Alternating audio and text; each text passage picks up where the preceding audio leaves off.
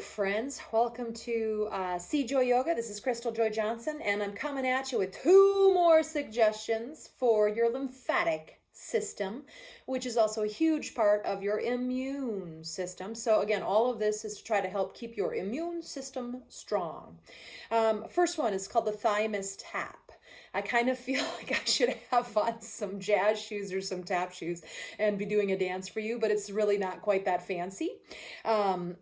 It is your thymus gland, lives in your body, in front of the breastbone, or behind the breastbone, just under the collarbone. So your collarbones are these bones that kind of come across the body, and if you come together where they meet and there's that V, just drop down from that V about an inch or inch and a half, and you can use your fingers or you can use your fist, and you're just going to come on into that area, and you're going to tap.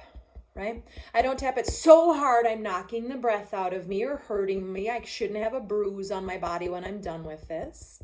But I just want to tap it for a little bit. I would say maybe 20, 30 seconds, and you can find what rate works for you. I was thinking about it the other day, and when my brothers and I were younger, they used to take knuckle and pin you down, and they would do it, and it was called a typewriter. And I always thought it was torture, and it is. But I was like, oh, I didn't realize they were helping my thymus gland. Oh, it's so amazing. So we're almost there, right? I'll do another little fact for you while you're doing it. You don't have to do this long if it's hurting you or bothering you, right? But it is mainly active before puberty. What it does is it takes T lymphocytes and makes them into white blood cells which fight infection in the body.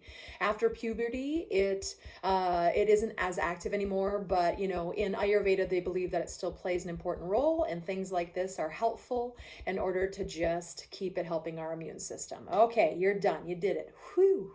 Okay, now number two, you're going to have to do without me, but I'm going to describe it and give you some ideas. And it's something you might implement. It's called dry brushing. And also, not that it comes from Ayurveda and they were the first people to do it, but they've been doing this for thousands of years. More and more people are doing it in this day and age because it benefits skin, and everyone's like, I want plush skin. But the reason I'm suggesting it will help you with plush skin, by the way. But the reason I'm suggesting it is to help move the lymphatic fluid. It's one of the main ways we keep that lymphatic fluid moving throughout the body. So you can have a loofah, you can have kind of a rough washcloth, or one of those gloves that they have at stores for spa, an actual brush, but nothing that's going to tear your skin off. You don't want to be that harsh with the skin. We just want it to be a nice, soft brush that's going to move the lymphatic fluid, but also help remove and exfoliate any dead skin that might be on the top. Yeah, I like to do it standing in my shower naked right before my shower. That way my dead skin just falls down into the shower, and I take a shower and remove it all from my bathtub and from my skin, and then put on moisturizer. Now, a couple of suggestions on how to do it.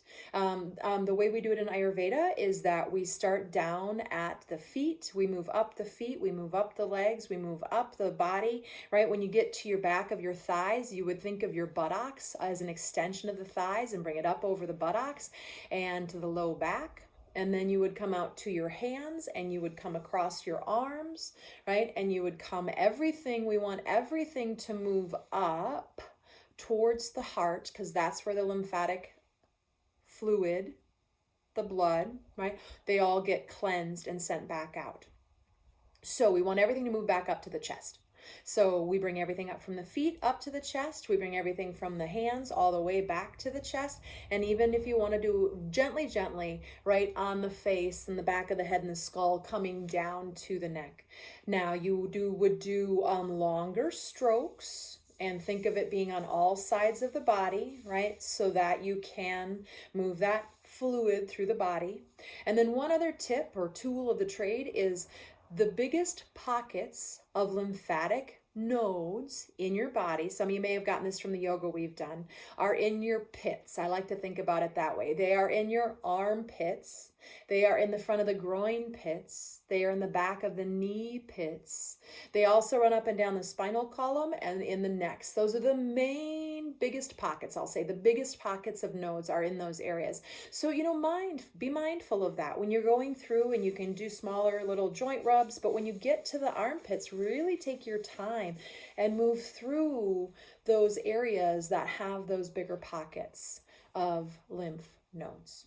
Okay, I think that's all I have to say about that. Feel free to comment or get a hold of me with any questions, and I'd be happy to answer questions. But maybe, hopefully, you start to bring those two practices into your routine just to keep you strong, that immune system nice and strong.